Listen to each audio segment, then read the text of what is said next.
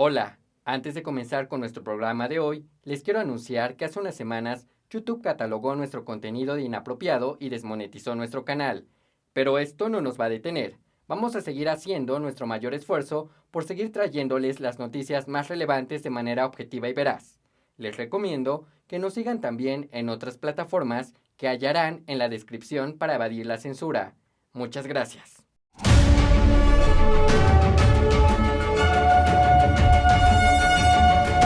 ¿Qué tal? Bienvenidos a NTD. Soy Eduardo Zompa y estas son las noticias de hoy.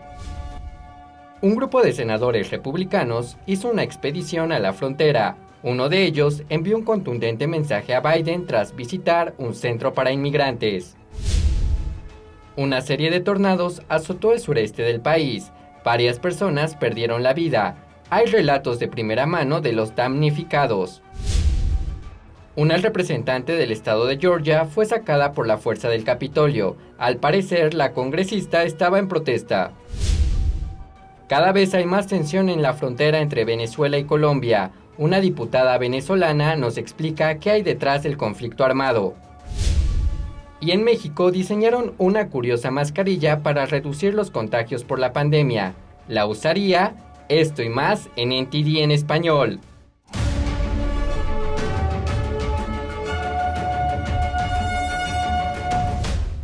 Un grupo de senadores republicanos recorrió la frontera. Ellos nos dieron una actualización de lo que vieron. Veamos algunas de las imágenes que los senadores recogieron en su expedición a la frontera. El senador de Texas, Ted Cruz, y otros 18 senadores republicanos visitaron la frontera para ver cómo se desarrolla la crisis. Cruz dijo que todos los presidentes, desde Bill Clinton hasta Trump, dejaron entrar a la prensa en las instalaciones fronterizas. Pero él dice que el gobierno de Biden ha bloqueado a la prensa para que no cubran la situación.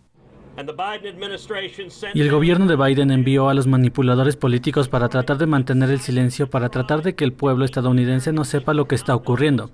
El complejo de Donna es una gigantesca ciudad de tiendas de campaña. Fue construida con una capacidad para 250 personas y tiene casi 4,000 en ella. Mientras se encontraba en la orilla del Río Grande, Cruz explicó en un posteo de Twitter que ya había visitado los centros de detención que están saturados. Él dijo que las madres inmigrantes estaban alojadas en celdas de retención, durmiendo en el suelo y amamantando a sus bebés.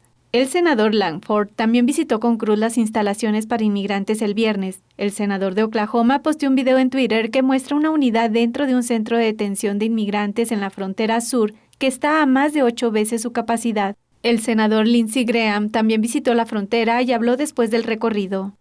Lo último que aprendí es que somos cómplices como país del tráfico de personas. Graham dijo que eso es porque en su visita se enteró de que hay indicadores en el lado estadounidense de la frontera. Él dijo que el gobierno federal los colocó para mostrar a los inmigrantes ilegales a dónde ir. Según Graham, se están utilizando unos $800 al día por niño del dinero de los contribuyentes para transportar a las personas que pagan a los cárteles para llegar aquí, a la última milla de su viaje. Graham dijo que ha visto condiciones difíciles en sus viajes a Irak y Afganistán, y comentó sobre la situación de la frontera. Lo que estamos pidiendo a los hombres y mujeres de la patrulla fronteriza es inhumano. Tienen que lidiar con cosas que no sé cómo hacen hoy en día. No sé cómo sus familias permanecen unidas. Así que se lo debemos a ellos. Por último, el presidente dijo, no voy a pedir disculpas a nadie por mis políticas. Señor presidente, debe pedir disculpas a aquellos cuyo trabajo es asegurar el país por hacer su trabajo imposible. Y lo más importante, tiene que cambiar.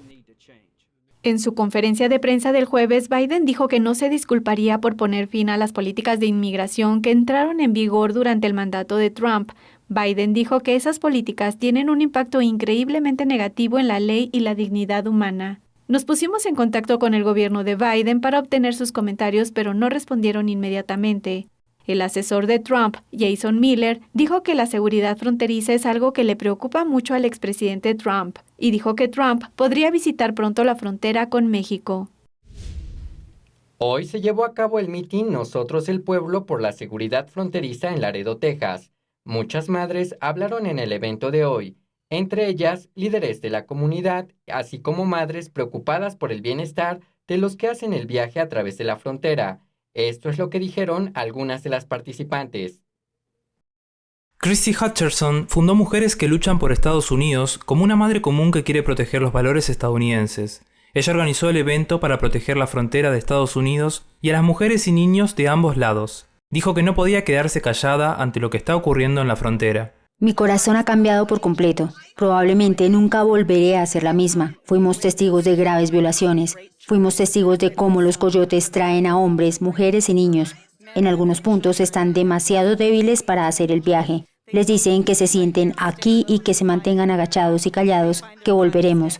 Luego encuentran sus cadáveres en el desierto. Hutcherson dijo que muchos políticos afirman que tener una frontera abierta y dejar entrar a todos los inmigrantes es compasivo. Pero ella no está de acuerdo. No es compasivo mantener nuestras fronteras abiertas, no es compasivo permitir la violación y explotación de niños, no es compasivo ver cómo las mujeres son literalmente violadas en grupo y dadas por muertas. Kimberly Fletcher, fundadora de Mujeres de todo Estados Unidos, habló con mujeres estadounidenses e inmigrantes de todo el país. Dijo que si te preocupas por las madres y los niños, entonces tienes que preocuparte por la seguridad fronteriza. Detalló lo que muchos inmigrantes pasan al hacer el viaje. Luego están las graves violaciones. Recuerdo que le pregunté a mi guía por qué hay ropa interior y sujetadores colgando de los árboles. Y él dijo, ese es el árbol de los trofeos. Porque cuando las mujeres cruzan saben que es el derecho de paso. Es parte de la paga. Y las madres les dicen a sus hijos, a sus hijas, antes de salir, asegúrate de tomar anticonceptivos para no quedar embarazada por el camino cuando te violen. Dice que el pueblo y el gobierno estadounidenses no pueden quedarse de brazos cruzados mientras los cárteles ganan millones de dólares explotando a estos migrantes y metiéndolos en Estados Unidos. Hablé con estas madres, vi a estos niños. Sé personalmente por lo que pasan. Cuando se gira la cabeza se permite que esto ocurra. Algunos oradores compartieron cómo el cruce ilegal perjudica a los estadounidenses en sus propias comunidades, haciéndolas inseguras. Una madre ángel compartió la historia de cómo perdió a su hijo. Soy inmigrante legal. Soy una mamá ángel. Soy más conocida como la mamá de Dom. Y Dominic era el amor de mi vida, mi mejor amigo. Era mi único hijo. 2012, en California, Moreno Valley, a las 5:45 am. Y un extranjero ilegal de Guatemala con 2 delitos graves, 2 infracciones por conducir ebrio, giró su camioneta no registrada, sin seguro, frente a mi hijo, cuando iba en su motocicleta al trabajo. Lo mató al instante, y el impacto fue tan fuerte que atravesó a Dominic contra una pared del paseo lateral. Y una candidata al Congreso nos contó que en su comunidad, junto al Río Grande, los miembros del cártel gritan a los niños desde la otra orilla. La escuela secundaria a la que van mis hijos está de espaldas al río, como de aquí para allá. Pero hay un parque de la ciudad que está justo ahí, así que utilizan esa pista alrededor del parque de la ciudad para las carreras de campo a través del condado, y la práctica y la pista y todo ese tipo de cosas. Mientras las chicas hacían atletismo, los hombres estaban al otro lado del río gritándoles, diciéndoles, oye, iremos a buscarte después de la escuela. Sabemos dónde estás ahora. Vas a salir de fiesta, pero no vas a volver a casa. Cosas así. Vienen a mí y me cuentan estas historias. Todas estas mujeres se han visto afectadas personalmente por la inmigración ilegal y decidieron actuar en sus comunidades locales. Estas mujeres, así como muchos otros participantes, instan a los estadounidenses a participar. Dijeron que depende de los estadounidenses proteger el país, no solo de los políticos. Los habitantes del sureste de Estados Unidos quedaron devastados tras el paso de múltiples tornados por la región. Muchas cosas quedaron arruinadas y se perdieron varias vidas. Tenemos más detalles. Escenas de desolación y tragedia se apoderaron de decenas de comunidades del sureste de Estados Unidos. Árboles y postes telefónicos yacen en el suelo, destrozados, y las casas están gravemente dañadas. La devastación se produjo después de que una enorme tormenta provocara el Eves, una ola de potentes tornados. Un residente de Georgia describió uno de los tornados. Lo primero fue una lluvia torrencial durante unos 3 segundos y luego nada. Se apagó por completo y luego 3 segundos de lluvia fuerte y se volvió a apagar. Y fue entonces cuando supe que se acercaba, porque se escuchaba venir el tren y sonaba igual. Así que lo he vivido y no quiero volver a hacerlo. La tormenta afectó partes de Georgia, Mississippi y Tennessee. Alrededor de 50 millones de personas se encontraban en la trayectoria del clima severo. Los informes dicen que al menos 5 personas murieron por la tormenta, incluidas 3 de una familia en el este de Alabama. Su pariente Sheldon Abbott dijo que lo perdió todo. Quiero decir, simplemente no puedes explicarlo. Sabes que oyes hablar de ello todos los días en las noticias, pero una vez que te golpea, te golpea. Pero entre todo el dolor y el sufrimiento hubo una historia de esperanza. Una mujer dijo que el tornado arrancó el tejado de su casa, pero dejó intacta la cruz de su patio trasero. Dijo que su esposo construyó la cruz como señal de fe al principio de la pandemia. Es solo Dios. Mi esposo la construyó el año pasado cuando empezó el COVID y no teníamos ningún medio de trabajo. Si no crees en los milagros, algo te pasa. Esta es la segunda ola de tornados destructivos en 2 semanas. La secretaria de prensa de la Casa Blanca, Jen Psaki, dijo que la Casa Blanca está supervisando la situación y está dispuesta a prestar ayuda federal. El gobernador de Georgia firmó el jueves una amplia ley de reforma electoral. El proyecto de ley incluye medidas para mejorar la seguridad e integridad de las elecciones. Georgia se enfrentó a acusaciones de fraude en las elecciones presidenciales de 2020. El gobernador Brian Kemp reconoce que muchos georgianos no tienen confianza en las elecciones del estado después de 2020. No hay duda de que hubo muchos problemas alarmantes con la forma en que se manejaron las elecciones, y esos problemas comprensiblemente llevaron a una crisis de confianza en las urnas aquí en Georgia. Este proyecto de ley intenta abordar esos problemas. Rápidamente empezamos a trabajar con la Cámara de Representantes y el Senado en nuevas reformas para que sea fácil votar y difícil hacer trampas. Esto es lo que hace esta ley. La norma exige un documento de identidad con foto aprobado para votar en ausencia. Kemp dice que esto hace que el voto en ausencia sea más seguro y más rápido de verificar. Si los votantes quieren votar en ausencia, tienen que solicitar una papeleta al menos 11 días antes de las elecciones. La ley también da al Estado más autoridad para supervisar las prácticas electorales del condado. Kemp dice que el proyecto de ley también amplía el acceso al voto, obliga a acceder al voto anticipado mediante buzones seguros. Kemp dice que la izquierda radical está utilizando tácticas escandalosas y engañosas para atacar esta nueva ley. Según ellos, si apoyas la identificación del votante para el voto en ausencia, eres un racista. Según ellos, si crees en la protección de la seguridad y la santidad de las urnas, eres un, cito, Jim Crow con traje y corbata. Arizona, Pensilvania y otros estados están considerando una legislación similar. Se espera que los grupos de derechos civiles y libertades civiles impugnen la legislación en los tribunales. La representante del estado de Georgia, Park Cannon, fue detenida y sacada por la fuerza del Capitolio del estado el jueves. Esto ocurrió después de que supuestamente se negara a dejar de llamar a la puerta del gobernador, mientras este firmaba una nueva ley electoral. Este video que captó el incidente muestra el momento en que la demócrata Cannon es esposada y escoltada a la fuerza fuera del edificio. Al otro lado de la puerta, el gobernador Brian Kemp estaba firmando una polémica ley electoral en una ceremonia a puerta cerrada. La ley pretende endurecer los requisitos de votación para proteger la integridad de las elecciones, pero los demócratas de Georgia afirman que esta equivale a la supresión de votantes. Cannon fue una de las personas que protestaron contra el proyecto de ley en la Cámara de Representantes del Estado el jueves. Al parecer, llamó a la puerta para pedir transparencia en la promulgación de la ley. Un portavoz de la patrulla del Estado de Georgia dijo que le advirtieron a Cannon en repetidas ocasiones para que dejara de tocar antes de ser arrestada.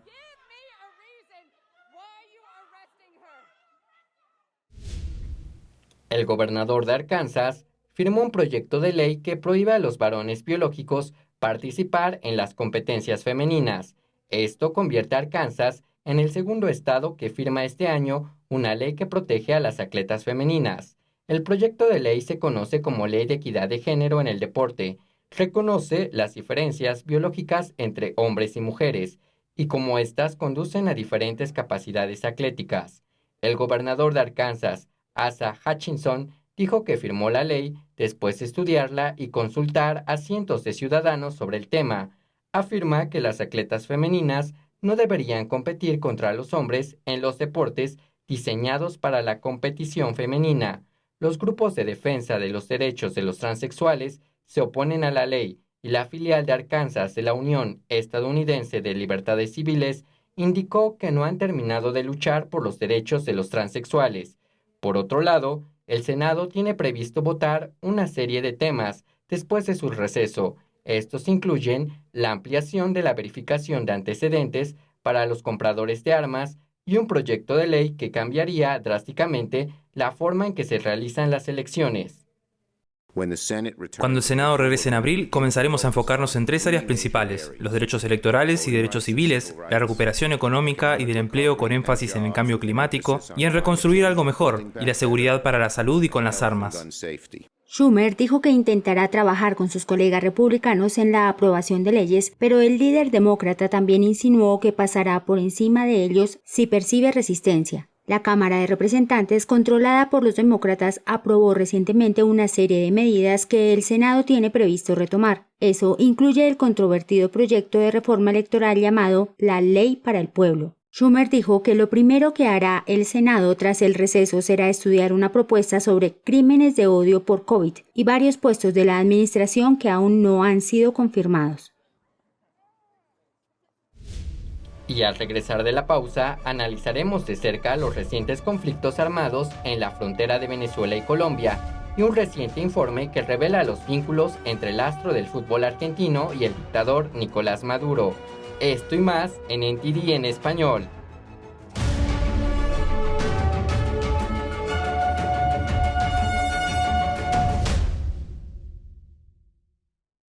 La gloria de las obras maestras del piano de los periodos barroco, clásico y romántico.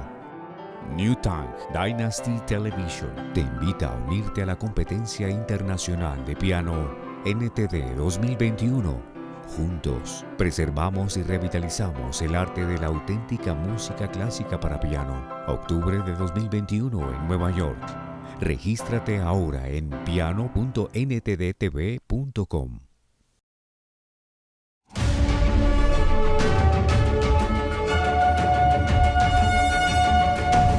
El presidente Biden dijo que impulsará nuevas medidas de control de armas tras el tiroteo de Boulder, que dejó 10 muertos, pero el padre del agente de policía asesinado en Boulder dijo que su difunto hijo se sentiría profundamente ofendido si su muerte se utiliza para promover el control de armas.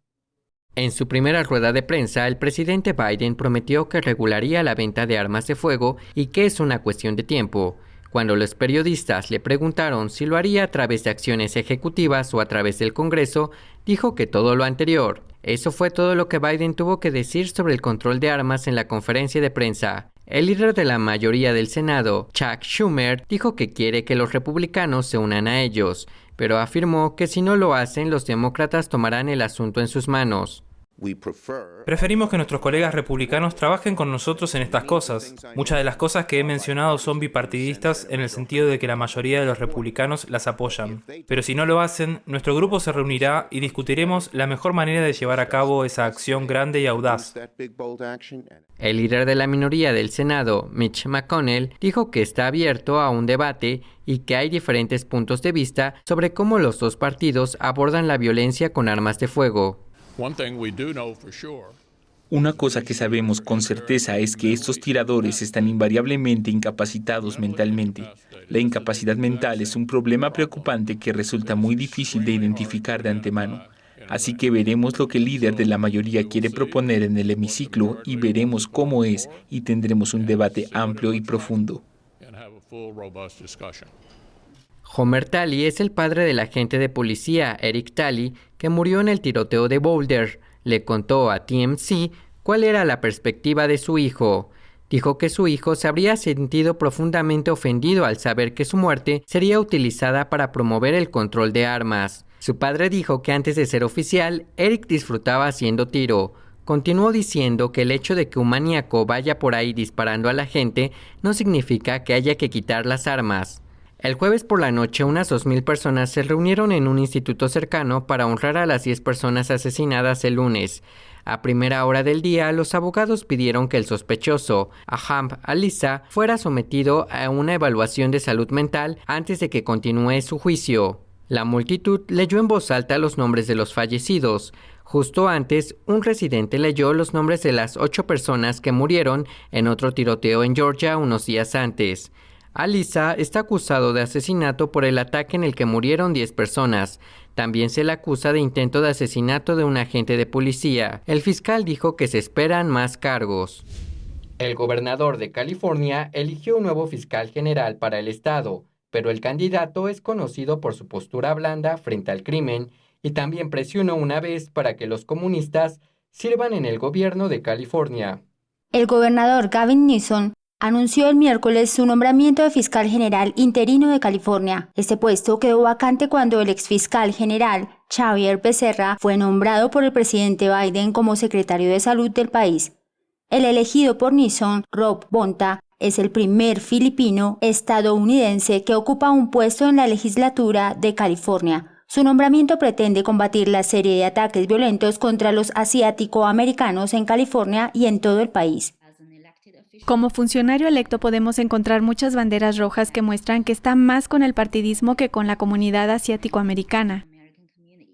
Bonta es un demócrata progresista. En 2017 presentó un proyecto de ley para permitir que los miembros del Partido Comunista sirvan en el gobierno estatal. También impulsó varias otras leyes estatales liberales. Bob Bonta apoyó la Proposición 47 en 2014 que reduce la pena para varios delitos. En 2019, Bonta introdujo la AB 972 para profundizar en la reforma de la justicia penal para hacer blandos con los crímenes y los criminales. Es un firme partidario de la justicia restauradora. También apoyó el proyecto de ley de preferencia racial de la Proposición 16 el año pasado. El fiscal general de California es una posición poderosa, a menudo vista como la segunda después del gobernador, y el puesto es una plataforma de lanzamiento para cargos más altos. La vicepresidenta Kamala Harris y el exgobernador Jerry Brown también fueron fiscales generales de California. Una vez confirmada por el Senado estatal, Bonta ocupará el cargo hasta las próximas elecciones públicas de 2022. Facebook y Amazon son ahora los dos grupos de presión más grandes en Estados Unidos. El año pasado, gastaron casi el doble que las anteriores empresas que más invertían, las petroleras y las tabacaleras. Un informe de Public Citizen dice que las grandes empresas tecnológicas gastaron $124 millones en cabildeo y contribuciones de campaña durante el ciclo electoral de 2020. Eso es más elevado que cualquier otro año. Amazon y Facebook fueron los mayores contribuyentes de todas las empresas con un total combinado de $38 millones, aproximadamente la mitad cada una. Del 2018 a 2020 el gasto de Amazon aumentó un 30% y el de Facebook aumentó un enorme 56%. Las grandes empresas tecnológicas también contrataron a 40 cabilderos más durante ese tiempo, y el 94% de los legisladores que supervisan cuestiones de privacidad o antimonopolio recibieron dinero de un grupo de acción política o de un grupo de presión de las grandes tecnológicas. El informe concluye que el aumento del gasto de Amazon y Facebook refleja el aumento de los retos a los que se enfrentan en Washington. También afirma que los gigantes tecnológicos acumulan una riqueza y un poder extraordinarios debido a un sistema político roto que trabaja para las empresas y no para los ciudadanos del país. Si algo parece demasiado bueno para ser verdad, probablemente lo es. Según el FBI, un popular influencer estafó a sus seguidores por millones de dólares. Prometió pagar sus bitcoins por encima del valor de mercado, pero el dinero nunca llegó. El FBI está investigando a un usuario de Instagram conocido como Jay Mancini. Según documentos judiciales, Mancini robó al menos $2.5 millones a sus víctimas. Mostraba recibos falsos de transferencias bancarias, engañando a sus seguidores para que enviaran bitcoins. Pero en la mayoría de los casos, las transferencias bancarias nunca llegaron. Mancini tenía más de 1 millón de seguidores en las redes sociales. Presuntamente decía a la gente que había alcanzado su límite de compra en los intercambios de criptomonedas y estaba dispuesto a pagar hasta un 5% de prima por bitcoins. El Bitcoin atrae a mucha gente que piensa que debe haber algún truco para hacerse rico gratis porque los tiempos son difíciles. La gente está preocupada, no ven una salida, creen que esto podría ser su billete de lotería. El servicio de rastreo de criptomonedas Whale Alert dijo que se enviaron $18 millones a cuentas fraudulentas en lo que va del año y la cifra seguirá aumentando. Esto funciona con las criptomonedas porque las transacciones son irreversibles, por lo que es casi imposible retirar el dinero. En un caso, Mancini mostró un recibo de transferencia bancaria de más de $3 millones a una víctima que cayó. No hay dinero gratis, no hay ningún truco mágico y raro. Trabaja por tu dinero, no lo vas a conseguir ni con bitcoins ni con estafas de criptomonedas. La cuenta de Instagram de Mancini fue eliminada y enfrenta hasta 20 años de prisión por cargos de fraude electrónico. El FBI dijo que Mancini tenía menos de $200 en su cuenta bancaria en ese momento. Pasamos a noticias internacionales con María Laura Claverí, quien nos tiene las noticias más importantes de Latinoamérica y el mundo. Gracias, Eduardo. La frontera entre Venezuela y Colombia vivió una semana de gran tensión con conflictos armados entre las fuerzas bolivarianas y las FARC. NTD habló con una diputada venezolana quien nos dio su punto de vista sobre los recientes enfrentamientos. Desde el domingo han sucedido choques armados entre las Fuerzas Armadas venezolanas y las FARC en la frontera entre Venezuela y Colombia. Dejaron un saldo de al menos 2 muertos y varias instalaciones venezolanas destruidas. Como consecuencia, más de 3.200 venezolanos han huido hacia Colombia. Mientras tanto, el régimen de Maduro y las FARC cruzan acusaciones. La diputada venezolana Gaby Arellano dijo a NTD que las disputas en realidad no fueron entre las fuerzas venezolanas y las FARC, sino entre 2 facciones de las FARC, y que Maduro utiliza el ejército venezolano para defender su alianza con los grupos guerrilleros de Jesús Santrich e Iván Márquez. Es que Nicolás Maduro dio la orden de sacar de las rutas a todo lo que tenía que ver en ese territorio con el frente que lidera Gentil Duarte y Arturo y alias Parley, y poner del mismo lado a la guerrilla que lidera Iván Márquez y Jesús Santrich con la Fuerza Armada venezolana. Al ellos tratar de sacarlos del territorio, pues evidentemente este grupo que también está armado, que ha mandado mensajes, que está organizado, pues ha respondido y por eso ha atacado distintos destacamentos y puestos del ejército venezolano. Arellano explicó que tras el acuerdo de paz que firmaron las FARC en 2016, algunas facciones siguieron activas, luchando por el territorio entre el estado de Apure en Venezuela y el departamento de Arauca en Colombia. Dijo que la disputa a muerte entre ambos frentes se debe a que la zona de Arauca es una importante ruta de narcotráfico internacional, ya que permite el acceso hacia el Atlántico y Pacífico. Este sector de la FARC, liderado por Iván Márquez y Jesús Santrich, que están en territorio venezolano, son protegidos por Nicolás Maduro y están en total alianza en el proceso de distribución de narcóticos en toda América Latina. De forma similar, el presidente encargado de Venezuela, Juan Guaidó, publicó un tuit acusando a Maduro de amparar terroristas y de ser responsable del enfrentamiento. Lo acompañó con un video en que se lo escucha a Maduro diciendo que Márquez y Santrich son líderes de paz. Iván Márquez y Jesús Santrich son bienvenidos a Venezuela y al Foro de Sao Paulo. Según un comunicado del ejército venezolano, el enfrentamiento dejó un saldo de 2 oficiales muertos. Sin embargo, las FARC acusaron a las fuerzas bolivarianas de asesinar a varios civiles. También acusaron al régimen de Maduro de violar los derechos humanos. Pero Arellano presume que hay muchas más muertes de lo que se sabe extraoficialmente. Ella dice que no es posible conocer sobre la situación, porque los centros de salud están tomados por el ejército y no se permite publicar información. Por su parte, la Cancillería de Colombia expresó su preocupación por los graves efectos humanitarios sobre la población civil de Apure, Venezuela. A lo que el régimen de Maduro respondió amenazando con el uso de la fuerza tras culpar a Colombia y a Estados Unidos de una supuesta complicidad con la facción disidente de las FARC. La familia del opositor venezolano Fernando Albán presentó una demanda ante los tribunales de Miami en contra del dictador Nicolás Maduro y el grupo guerrillero de las FARC. La demanda acusa a Maduro de haber secuestrado, torturado y asesinado al político venezolano en 2018, mientras se encontraba detenido en los calabozos del Servicio Bolivariano de Inteligencia Nacional, SEBIN. Los familiares también acusan al líder del régimen venezolano de tomar represalias contra ellos, ocultar el asesinato y difamar al señor Albán. El régimen chavista arrestó al político venezolano luego que él denunciara los abusos de derechos humanos cometidos por la dictadura ante la Organización de Naciones Unidas. Según la versión del régimen, Albán murió por un presunto suicidio tras saltar del edificio del 10º piso de SEBIN, cuando pidió permiso para ir al baño. Varios opositores y organizaciones internacionales rechazaron esas afirmaciones. Y ahora pasamos a un documento que reveló que el régimen de Nicolás Maduro pagó en oro a una empresa italiana para la cual Maradona trabajaba como lobista. Tenemos más detalles. Documentos fiscales revelaron que el régimen chavista utilizó lingotes de oro para pagar por la venta de productos agrícolas a una empresa italiana que tenía contratado a Diego Armando Maradona. La empresa italiana Casillo Commodities Italia SpA detalló en su balance de 2019 un ingreso de 306.000 euros por la venta de lingotes de oro entregados a través de la Corporación Venezolana de Comercio Exterior encargada de firmar los contratos.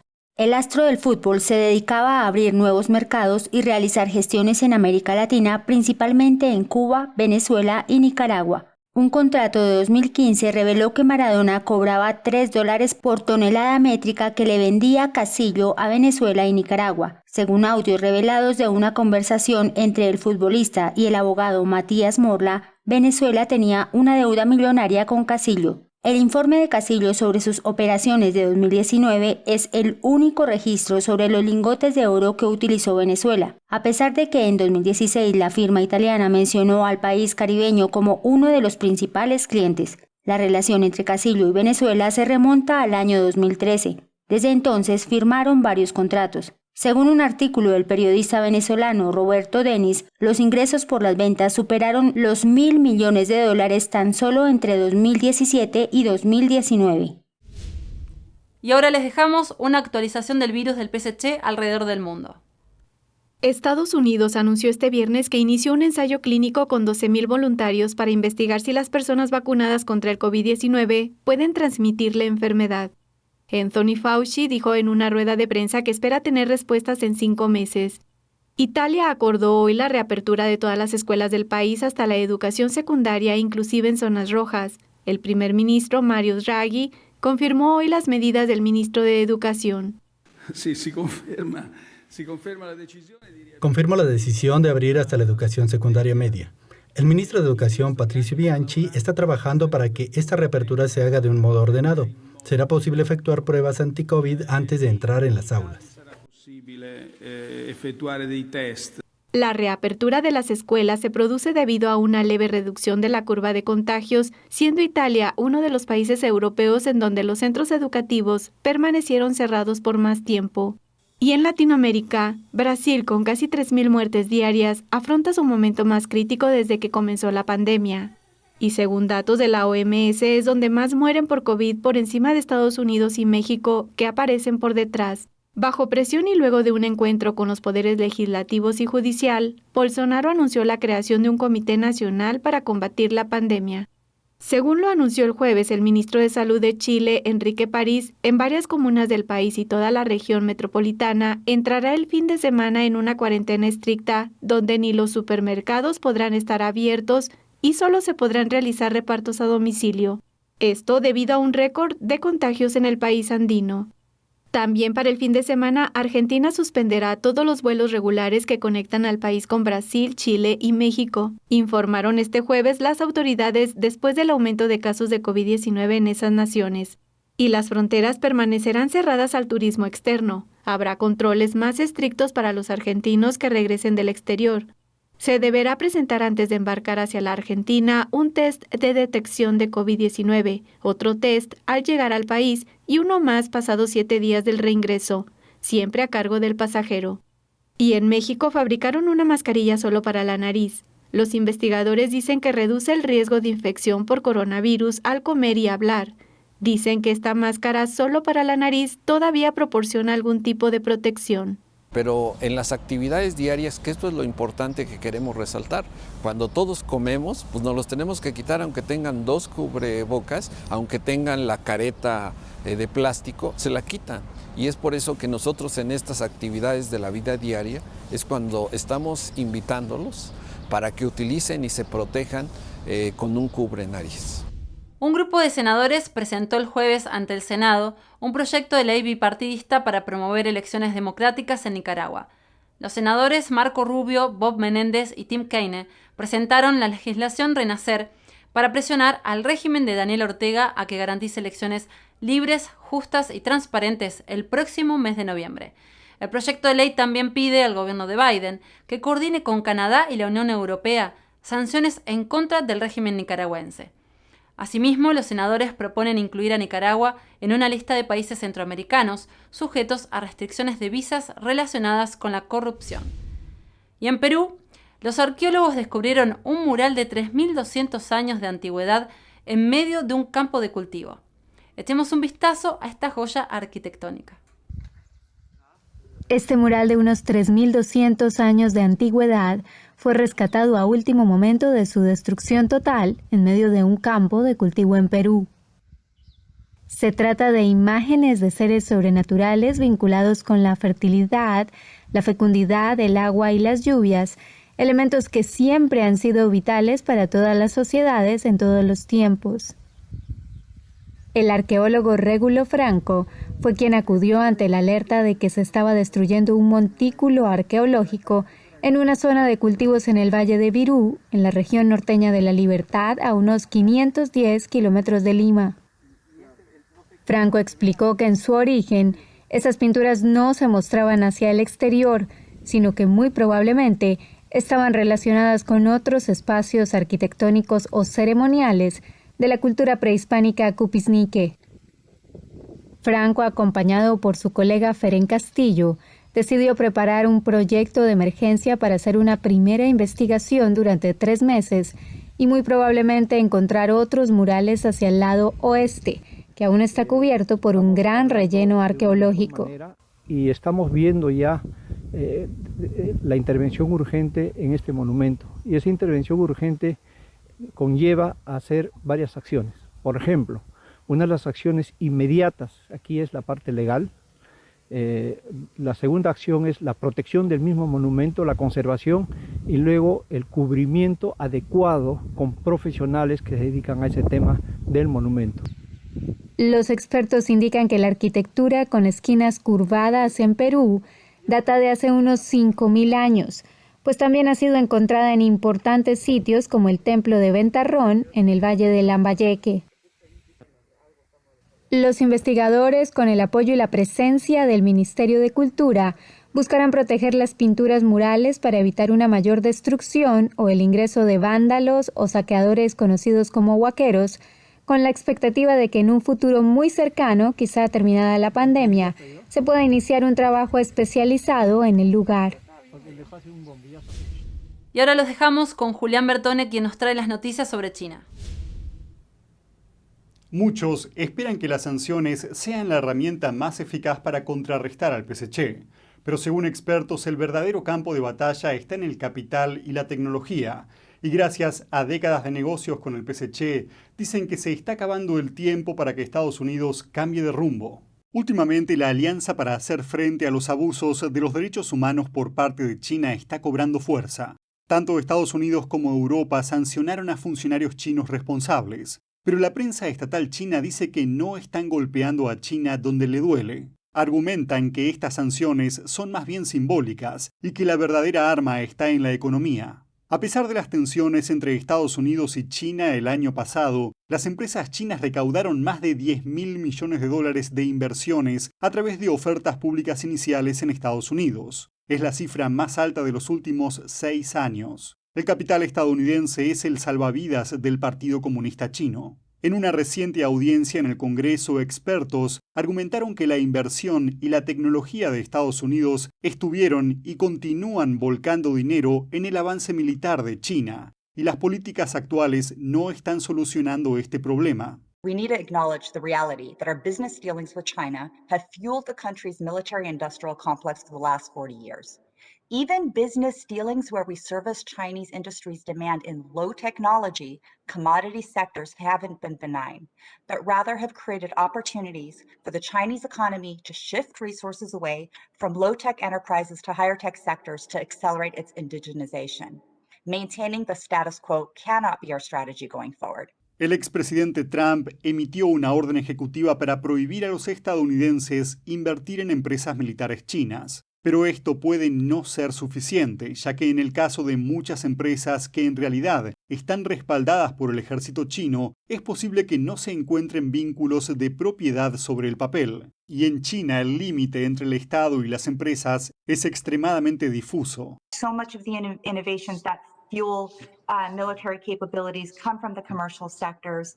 La cantidad de dinero estadounidense que va a parar a China es bastante asombrosa. Según un reciente análisis del Departamento de Comercio, las inversiones de capital público y privado de Estados Unidos en empresas chinas alcanzaron un valor de mercado de 2,3 billones de dólares entre 1992 y 2020. Esto es aproximadamente 1000 veces el gasto militar de China en 2019. Entre ellos, 152.000 millones fueron a empresas de propiedad del régimen chino y 55.000 millones se destinaron a empresas directamente vinculadas al ejército. Entonces, ¿cómo termina el dinero de los inversores estadounidenses en empresas chinas? Muchas empresas cotizan en las bolsas de todo el mundo y muchos fondos públicos de pensiones y de jubilación estadounidenses compran acciones de esas empresas. Los fondos de inversión suelen seguir índices de mercado. Se trata de listas de empresas proporcionadas por firmas de Wall Street. La mayoría de los índices de empresas de países en vías de desarrollo tienen una gran presencia en China. Los mayores proveedores de índices MSCI y FTSE tienen alrededor de un 38 y un 43% de asignación a empresas chinas respectivamente en sus índices de mercados emergentes. But on average, it's about 40 to 41% in China alone in your emerging markets allocation. Now, in the investment world, what we would call this is a lack of diversification or a huge concentration risk. However, this is the way that these emerging markets indexes are right now. En el último año, MSCI añadió una cantidad significativa de acciones chinas a su índice de referencia, lo que hizo que miles de millones de dólares fluyeran hacia China. El Wall Street Journal informó que lo hicieron bajo una fuerte presión del régimen chino, que amenazó con recortar los negocios de la empresa en China si no cumplían, incluso con los llamados fondos de inversión sustentables, que consideran si una empresa es responsable con el medio ambiente y la sociedad, las cosas no son tan diferentes. So emerging markets ESG funds also have 40% in China. They have no alcohol, tobacco, gambling, or porn, but they have 40% in a country that is committing genocide. Insiders in the industry all know it's kind of a joke at best, and at worst it's deceptive because you're claiming to do what's best for the world, what's best for investors. La empresa de Perth Toll es un proveedor de índices de mercados emergentes y está ponderada por la libertad. Por lo tanto, excluye a algunos países autocráticos como China. But we are a very small drop in a very large ocean, and I can say with a high degree of confidence that policy solutions are needed if investments in Chinese companies are to be restricted in any meaningful way. Y no es solo el dinero. Los expertos presentes en la audiencia también argumentaron que la exportación de tecnología a China puso a los estadounidenses en una mala posición. We only have a few years. We have been terrible in this country of gatekeepers of technology flowing to China. Because our technology has been flown to China pretty freely, China has sort of developed or is close to developing indigenizing semiconductor technology in China, and in many sectors has kind of raced ahead. So the biggest emergency right now is once China achieves semiconductor parity, which is only 4 to 5 years away, then China has the ability to withhold what we need in terms of critical minerals, rare earths, and then battery cells. A principios de este año, Beijing se planteó la posibilidad de recortar las exportaciones de tierras raras a Estados Unidos al aumentar las tensiones entre ambos países. If we exercise the right export controls, we can maybe buy ourselves a few more years until we figure out how to have access to rare earths and battery cells, because golly, those are the items we need for national security, and our defense capabilities will be crippled without those. En febrero, el presidente Biden firmó una orden ejecutiva para revisar las cadenas de suministro críticas de Estados Unidos con el objetivo de reforzar la fabricación nacional, aunque el esfuerzo hará poco para resolver inmediatamente la actual escasez mundial de algunos productos como los semiconductores. Pasemos ahora a Sudamérica. El Ministerio de Asuntos Exteriores de Paraguay dijo que Beijing pidió al país que cortara sus lazos diplomáticos con Taiwán si quería conseguir vacunas chinas. Paraguay es el único aliado diplomático de Taiwán en Sudamérica. Un funcionario del Ministerio de Asuntos Exteriores de Taiwán dijo que el pedido de China no tiene legitimidad y socava la soberanía de Paraguay. Paraguay, por su parte, dice que está abierto a comprar vacunas de cualquier país siempre que cumplan las normas sanitarias locales. El funcionario taiwanés señaló que Taiwán se opone firmemente a cualquier intento de socavar sus relaciones diplomáticas a través de la diplomacia de las vacunas. La isla tiene actualmente relaciones diplomáticas oficiales con 15 países, y entre ellos Paraguay es el más grande en términos de superficie. Desde hace décadas, la China comunista presiona por diversos medios a los países para que corten sus lazos diplomáticos con Taiwán. También presiona a las organizaciones internacionales como la Organización Mundial de la Salud para que excluyan a Taiwán como uno de sus miembros. Gracias, Julián. Estas fueron las noticias de hoy. Invitamos a toda nuestra audiencia a que se suscriban a nuestra lista de correo para así recibir nuestras novedades, en especial en caso de que debamos cambiar de plataforma. Hallarán el enlace en la descripción. Muchas gracias por acompañarnos. Que tengan una feliz noche. Nos vemos mañana.